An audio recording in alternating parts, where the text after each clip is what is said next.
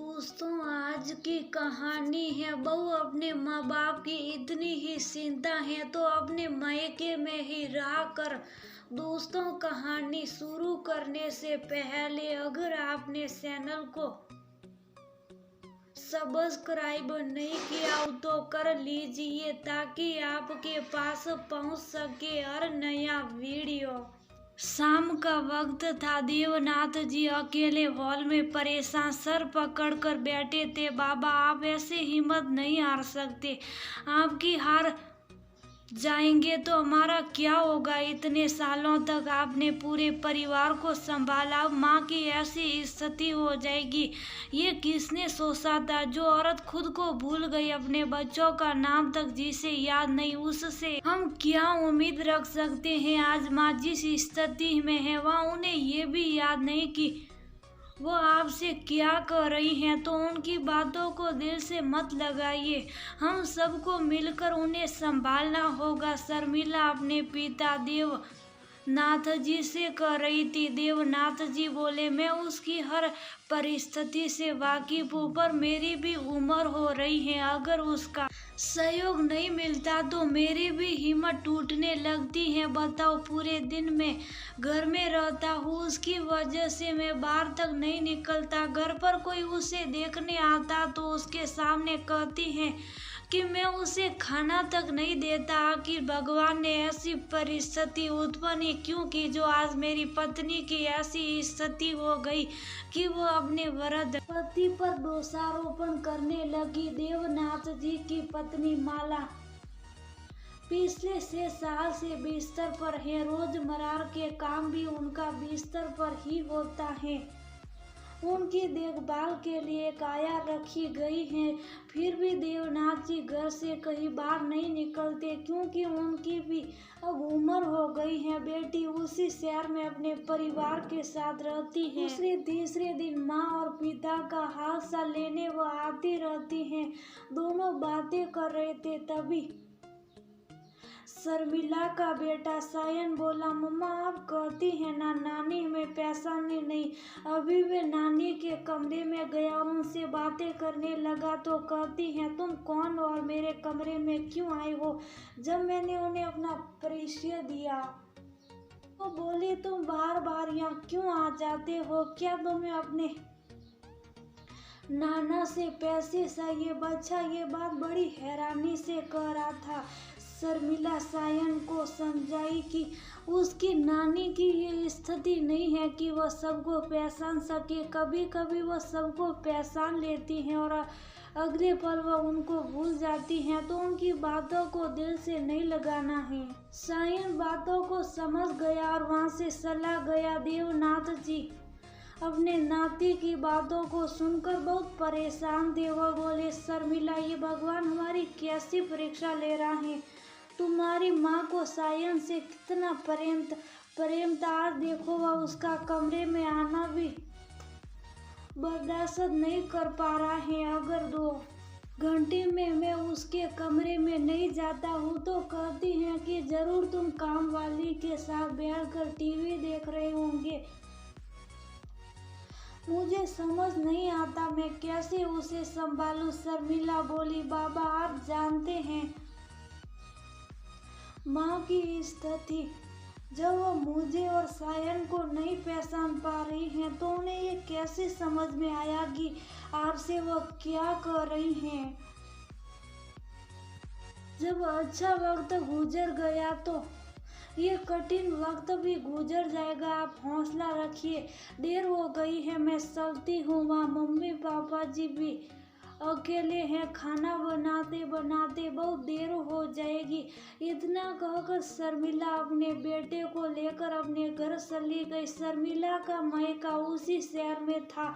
माता पिता बूढ़े हो चुके थे और माँ की स्थिति पिता से ज्यादा खराब थी। बीच में अपने पिता को हौसला देने के लिए वह आती रहती थी। अब क्या किया जाए? एक तरफ माता पिता, दूसरी तरफ ससुराल का परिवार, दोनों को संभालना शर्मिला के लिए मुश्किल हो रहा था, जिसमें वह बस परिवार का सहयोग चाहती थी। जैसे ही शर्मिला घर के अंदर आई, उसकी सास आशा जी बोली, बहू तुम्हारी माँ जब किसी को पहचान शांति नहीं और हमेशा बिस्तर पर ही रहती है तो बार बार वहां जाकर देखने का क्या फायदा।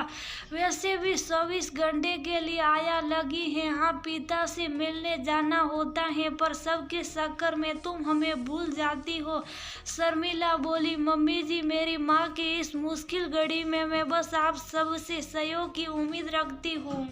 ये इम्तिहान मेरे बाबा और मेरी माँ के लिए नहीं बल्कि मेरे लिए भी है। आप ये सोचिए कि जब बच्चा कुछ बोल नहीं पाता है तो क्या माता पिता बच्चे की भावनाओं को नहीं समझते हैं। आज मेरी माँ 20-20 में मुझे या बाबा को भूल जाती है तो क्या हम उन्हें उनकी स्थिति पर छोड़ दें। ईश्वर ना करे कि किसी औरत के साथ ऐसा हो कि वह अपने बच्चे और पति को भूल जाए। आंखों में आंसू लिए शर्मिला कमरे में चली गई। तभी दरवाजे से शर्मिला का पति राजेश आया। रोती हुई शर्मिला को देख उसने अपनी माँ से कहा, माँ, मुझे आपसे ये उम्मीद नहीं थी कि एक औरत होकर आप दूसरी औरत की तकलीफ नहीं समझ पाएगी। जरा सोचिए, यहाँ का सारा काम निपटा कर सायन को अपने साथ ले जाती हैं ताकि आपको परेशानी ना हो। फिर भी आप उसे 2 बात सुनाने से पीछे नहीं हटती हैं। आशा जी गुस्से में बोली, अगर इतना ही अपने माँ बाप की चिंता है तो जाकर वहीं रहे। यहाँ रहकर दूसरों को क्या दिखाना चाहती हैं कि अपने सास ससुर की भी देखभाल करती हैं। राजेश बोला, माँ, मैं तो कब से उसे कह रहा हूँ कि ये वहीं जाकर रहे। इसका सोचना है कि एक जिम्मेदारी के लिए दूसरी जिम्मेदारी से मुंह नहीं मोड़ा जा सकता। और अगर ये चली गई तो आप ये सोचो कि इस घर को आप कैसे संभालेगी। बुरे वक्त में इंसान को, ये आपकी बहू है, कोई जागीर नहीं, और इस पर हक इसके माँ बाप का भी है। इतना कहकर कमरे में चले गए। करीब 1 घंटे बाद शर्मिला ने सबके लिए खाना बनाया। पूरा परिवार एक साथ बैठकर खाना खाया। आशा जी गुस्से में अपना प्लेट लेकर अपने कमरे में चली गई तो राजेश के पिता दत्ता बाबू बोले, तुम अपनी माँ की चिंता मत करो, मैं समझा दूंगा, तुम बस बहू के साथ रहो और उसके लिए वही बहुत बड़ा सहारा है। पिता की बात सुनकर राजेश को थोड़ी राहत मिली। दत्ता बाबू पत्नी को बोले, माला, अगर तुम्हारा यही व्यवहार रहा तो जिस रोज हमारी स्थिति खराब हुई तुम्हारी बहू तुम्हें सोएगी भी नहीं। फिर सोचना, तुम्हारा बेटा तुम्हारा काम करेगा क्या? तुम इस बात के लिए तैयार हो? मैं रोज ईश्वर से प्रार्थना करता हूँ कि मेरी ऐसी स्थिति आने से पहले ही मुझे ले जाए। अगर बहू की माँ की जगह तुम्हारी माँ होती तो क्या तुम उन्हें छोड़कर रह पाती? सोचना। इतना कहकर दत्ता बाबू मुंह घुमाकर सो गए। वह वक्त इसी तरह बीतने लगा। शर्मिला का एक पाप मायके में तो दूसरा ससुराल में रहता था। बेचारी की हालत खराब होती जा रही थी। जब वह अपने पिता को देखती तो उसे हौसला मिलता कि इस उम्र में पिता अपने पति होने का फर्ज निभा रहे तो वह बेटी के फर्ज को कैसे भूल सकती हैं, जिसमें राजेश का पूरा सहयोग मिलता था। माला जी की हालत दिनों दिन और खराब हो रही थी। पहले कम से कम अपनी परेशानी कहती, पर अब तो उन्होंने बात करना भी छोड़ दिया। एक रोज शर्मिला ईश्वर से शिकायत कर रही थी, ईश्वर, क्यों हम इंसानों को इतनी तकलीफ देते हो कि बर्दाश्त नहीं कर पाई। जिस माँ ने हिम्मत से पूरे परिवार को संभाला, आज उनकी ऐसी दयनीय स्थिति मुझसे देखी नहीं जा रही है। जब बीमार इंसान बिस्तर पर रहता तो उसे शारीरिक कष्ट होता, पर उसके साथ पूरे परिवार को जो मानसिक कष्ट से गुजरना पड़ता है, तो क्या आप हर रिश्ते की परीक्षा लेते हैं? अगर हाँ तो हमें सहने की भी शक्ति दीजिए। वह भगवान से प्रार्थना करती और रोती थी। राजेश उसे हौसला देता और कहता, जिसने दर्द दिया है वह सहने की शक्ति भी देगा, तुम हिम्मत रखो।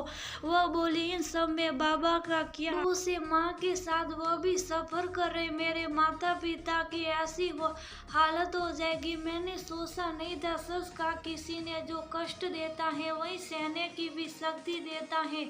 अब धीरे धीरे सबको आदत होने लगी थी। एक रोज देर रात शर्मिला को बाबा का फोन आया कि माला जी आंखें भी नहीं खोल रही हैं। राजेश और शर्मिला भागे भागे वहां पहुंचे और माला जी को अस्पताल लेकर गए। डॉक्टर ने कहा इनकी ऐसी स्थिति है कि कब क्या हो कोई नहीं जानता, पर जब तक सांसें हैं हम कोशिश करते रहेंगे। पहले देवनाथ बाबू घर में पत्नी की निरीक्षण करते, अब बेचारे को इस उम्र में अस्पताल आना जाना करना पड़ता था। देखते ही देखते स्थिति बिगड़ने लगी। एक रोज शर्मिला घर का काम जल्दी जल्दी खत्म कर रही थी, तभी राजेश बोला शर्मिला बाबा के लिए दलिया बना लेना, अस्पताल का खाना वो खा नहीं पाते। ये सारी बातें आशा जी सुन रही थी।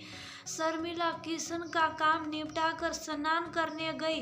इधर आशा जी रसोई में कुछ बनाने लगी। जब शर्मिला वापस आई तो आशा जी उसे एक डिब्बा देते हुए बोली, बहू एक डिब्बे में फल काट कर दी हूँ और दूसरे डिब्बे में दलिया, ये तुम अपने बाबा के लिए ले जाओ, बार बार घर आने की जरूरत नहीं है। दोपहर का खाना मैं और काम वाली मिलकर बना लेंगे। अब जब तक तुम्हारी माँ के पास समय है तुम उनके साथ वक्त बिताओ। मेरी भूल का ये प्रायश्चित है। आशा करूंगी तुम मेरी भावनाओं को समझोगी। शर्मिला भागकर आशा जी के गले लग गई और फूट फूट कर रोने लगी और बोली, मम्मी जी मैं क्या करूं, ये ईश्वर मेरी माँ के साथ मेरी भी परीक्षा ले रहे हैं। आशा जी बोली, बहू एक माँ भी तो कितने इम्तिहान से गुजर कर बच्चों को जन्म देती है, तो बच्चों का भी तो कुछ फर्ज बनता है। तुम जाओ मैं यहाँ सब संभालूंगी। शर्मिला को रात मिली कि अब उसकी सास का भी सहयोग है तो कठिन वक्त भी गुजर जाएगा। और आगे चलकर वैसा ही हुआ। करीब एक हफ्ते बाद माला जी को दर्द से मुक्ति मिल गई और वह इस दुनिया से उस दुनिया में चली गई। दुख तो सबको हुआ पर वक्त सबका सहारा बना। राजेश ने देवनाथ बाबू को अपने घर पर रहने के लिए मना लिया तो शर्मिला की परेशानी थोड़ी कम हुई। अंत भला तो सब भला।